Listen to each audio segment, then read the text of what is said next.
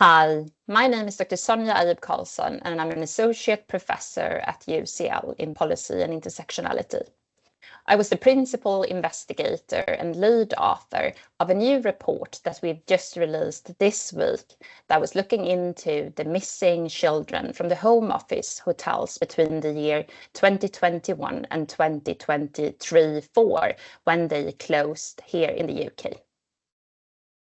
In this study, we interviewed about 20 professionals and young people who did confirm the fears that we had heard previously from media and other reports that some of these missing children had been trafficked and ended up in situation of exploitation. This study is incredibly important because some of these missing episodes and missing children have still not been accounted for. So we urge and recommend with this study that the government should do all that they can to make sure to find these children and make sure that they're safe. We also urge the government to make sure that the local authorities have enough money and budget to make sure to accommodate for unaccompanied children seeking asylum in the UK in a sense so that they're well looked after and safe.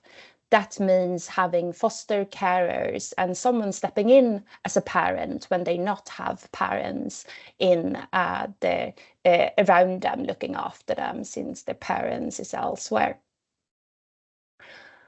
In this study, the children expressed how being in the hotels felt as being in jail and how many of them were scared of the new policy developments and some of the media discourse surrounding specifically Albanian children, which contributed to them going missing.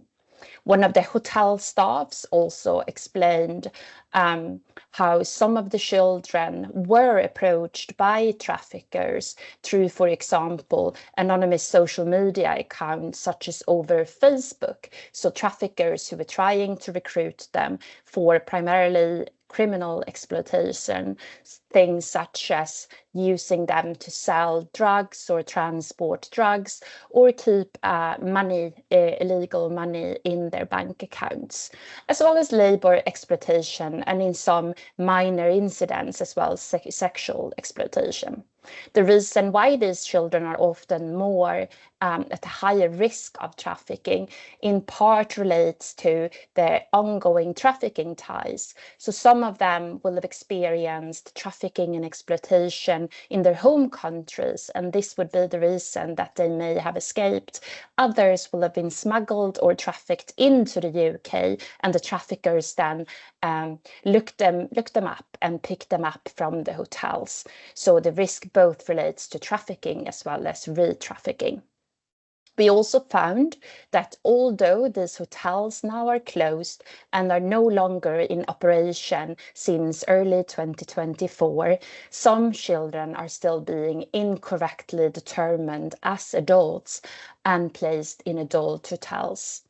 There were concerns expressed and observations as well as report related to exploitation such as criminal as well as sexual exploitation and abuse within these hotels by other traumatized adults that they were forced to share rooms with as well as with hotel staff.